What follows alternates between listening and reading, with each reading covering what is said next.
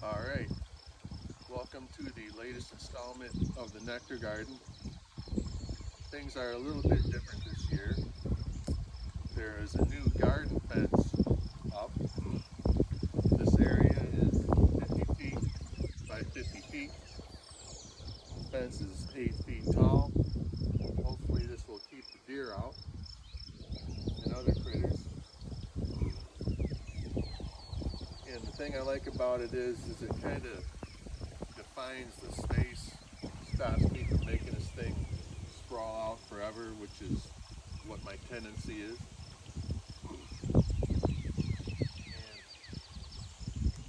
And we're going to give a little rundown of what we planted. So over here on the east side, these are the oldest plants.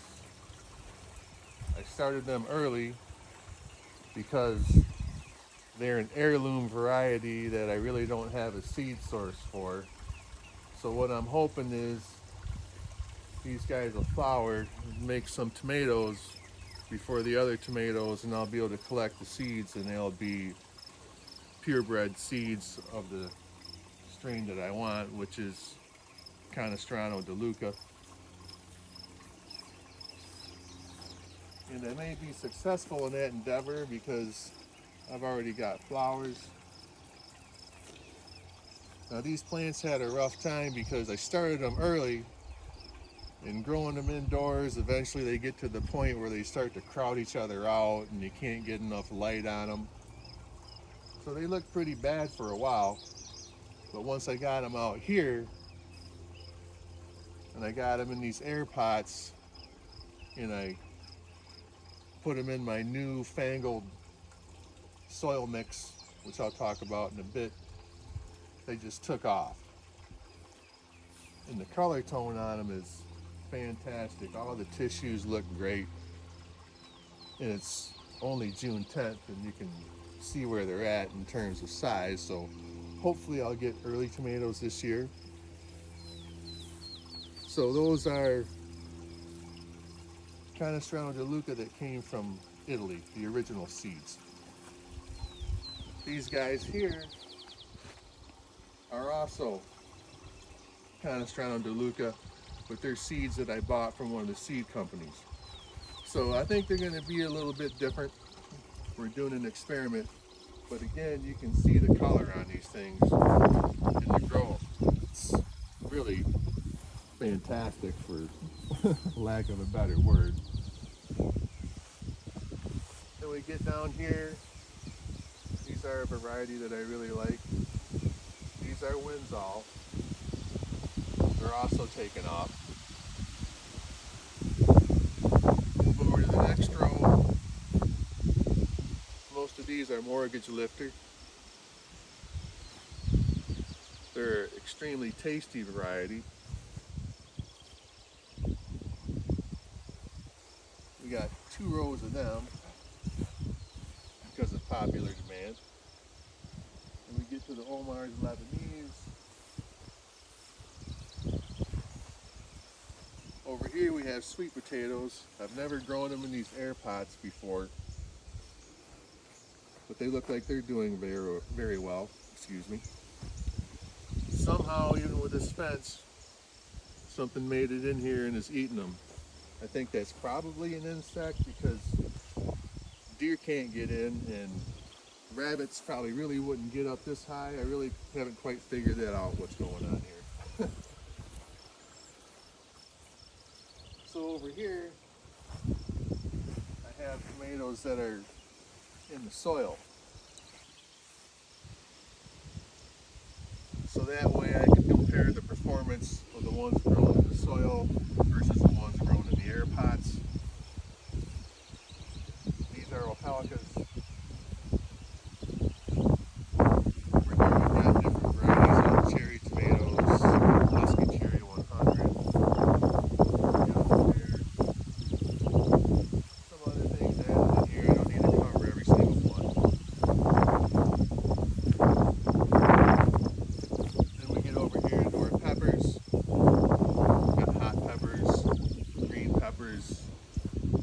we got the creek pepperoncini. I know that I planted them, but they're not distinct from the green peppers yet. So they're probably mixed up in the rows. We'll figure that out later. I'm trying to. They look like they're taking off too.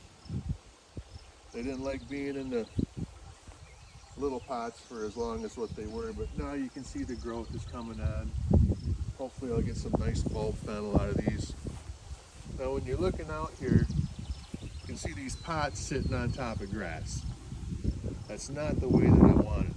I'm trying to get sawdust and maybe some more cardboard so that I can pile that up around these pots and use that as a mulch. Now obviously I'm not going to pile it up in the rows. That's why you're seeing some grass clippings.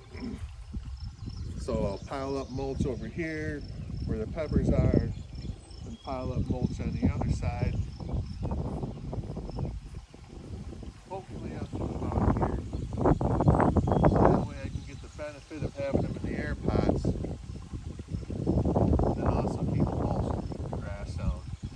So I guess in between times you have to do the best that I can to go in between the rows. This spot here is where I used to make charcoal. And right now there is still charcoal in this pit underneath the metal pans. So that's going to come out. And the idea is I'm going to try to make a garden pond slash water filter system.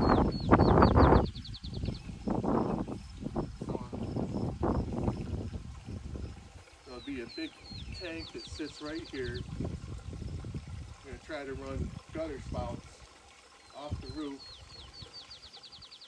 connect them up across this brace using these fence posts, run the water right into the tank, then have it circulate. Keep it clean, stop it from going stagnant. I kind of got that going right now. That's like my first try at a very primitive system. That water right there that's dripping is actually running from a 55-gallon drum into the cat litter tote. Inside the cat litter tote, there was charcoal that I produced in this pit. There's also a mint plant.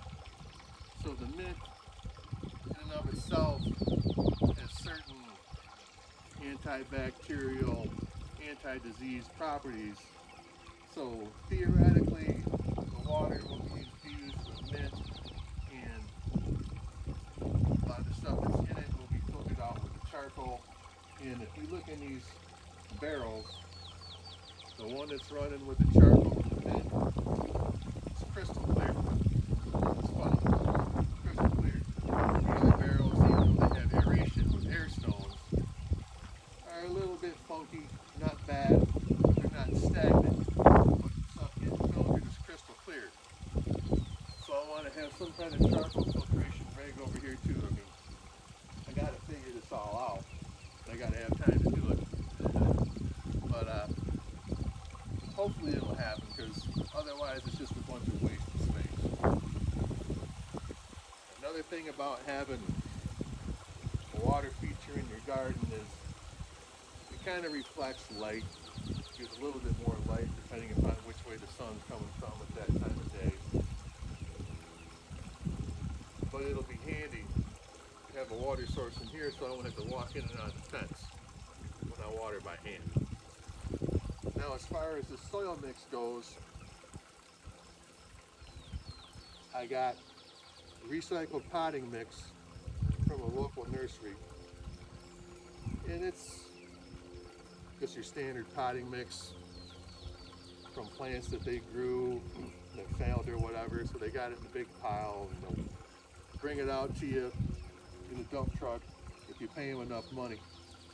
So when it comes to you, it's got plastic tags and pieces of plastic pots and little plastic clips. So I actually had to screen all of it in order to be able to use it. And this was a couple years ago. Then I added some of this charcoal to it and various different fertilizers that I used over time. Piled it all up in a big pile during the winter so I could make room in here so they could install this fence. Now, I was kind of worried about it because you don't want to plant the same kind of plant in the same soil year after year, because whatever diseases they have, they just keep releasing them back into the soil and you got disease spores inside of it. But I really didn't have a lot of other options. I was running out of time, so I had to reuse it. But I don't think I'm having any problems based upon how the plants look now. And the other thing that I did is, for a lot of them, I added in alpaca beans, which is alpaca poop, and there's a line. Everything from my left side over had alpaca poop mixed into it, plus this one. So the color, the look of these plants is great. Now these other ones look pretty good too, but you can see the color tone on them. Still got little yellow streaks. Some purple, which actually shows a nutrient deficiency, typically phosphorus. So in order to fire these other things off, I bought these compost tea bags. So I'm going to add alpaca beans into the compost tea bags and put it in one of these barrels, not the one with the charcoal, but one of the other ones with the air stone. Let it bubble up for a day. I'm going to start watering with that water, and I think it'll fire these things off. I think hopefully it'll make them as vigorous as the ones that actually have it in the soil. So that's my soil mix. I could go into it more, but there was lime in there and a little bit of chicken poo fertilizer, a commercial fertilizer that you can get at one of the big chain stores. So the nice thing about this garden fence is that you can build off of it. So I got this pole here, and I want to grow some viney stuff, but if I grow it on the fence itself, it's going to get eaten from the outside. So I have these cattle panels, which I zip tied to the poles, extended them out away from the outside of the fence. I've got things planted. So these little trenches here, they've got the alpaca poop in them, but alpaca poop is kind of gummy. Now I didn't want everything to rot out and get funky down in there, so I put perlite in the bottom of the trench, alpaca poop on top of it, more perlite, and then add the topsoil back on top of that and plant it in the topsoil. So hopefully seeds germinate, grow down through the topsoil into the alpaca poop, have a continuous source of fertilizer the whole time that they're growing. And I'm really thinking they're just going to fire off, go right up these panels. So over here, first one that we planted, I believe, was honey nut squash. Well, actually, these are watermelons. I think they're yellow seedless watermelons, small ones. These are honey nuts. These are acorn squash. This one is going to be cucumbers. Of course, it's not done yet. Well, all I'm going to do is zip tie my panel to the pole, take a couple pieces of wood to hold the panel up off the ground. That way I can get underneath it and weed it and do things like that, maintain it easier. And once I get it set in place, then I'll trench it out underneath the panel. Makes it easy to see exactly how much room you got rather than doing it beforehand. Some people would do it different. I've got two more that I can install.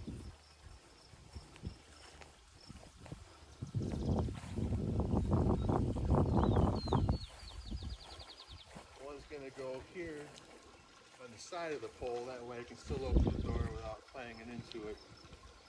And the other one will go over here on that side of the pole. And the ones that are on this far side here on the east side, those are for the tomatoes to run up. Now you may say to yourself, are you really going to get 8-foot tall tomato plants? And I'm going to say back to you, yeah, I probably am. Considering that I'm already up past like 4 feet. Then you got to count the pot too, but hopefully these things will spread out and fill this whole panel. Now with tomatoes, sometimes you can have problems with sun scald. So that way is south. So the sun is going to start off in the east, pass over at an angle, set in the west. So what I want to do is the flowers, which are going to develop in the tomatoes, I'm going to try to keep them on this side. Let more of the leaves kind of grow on this side. I mean, it ain't going to be exactly perfect like that, and you don't even really want to try to do that, but generally speaking, they're going to try to make more tomatoes than what they can really make. So I might even clip some of the flowers that grow on this side, let them grow on this side instead. Then I can avoid the problems with sun scald. You got to have like a canopy for these tomatoes, otherwise you can ruin them that way. Probably overdoing it and overthinking it, but hey, got to try different things. But yeah, we're looking pretty good on June 10th. And there's another row I'm going to put in right here. And I'm kind of iffy as far as what I want to put there. It's probably going to be the rest of my hot peppers and maybe a couple more tomato plants. But if I was really smart, I'd probably put in the zucchini and yellow squash. We'll see how it goes. This is an ever evolving process. Nothing's set in stone.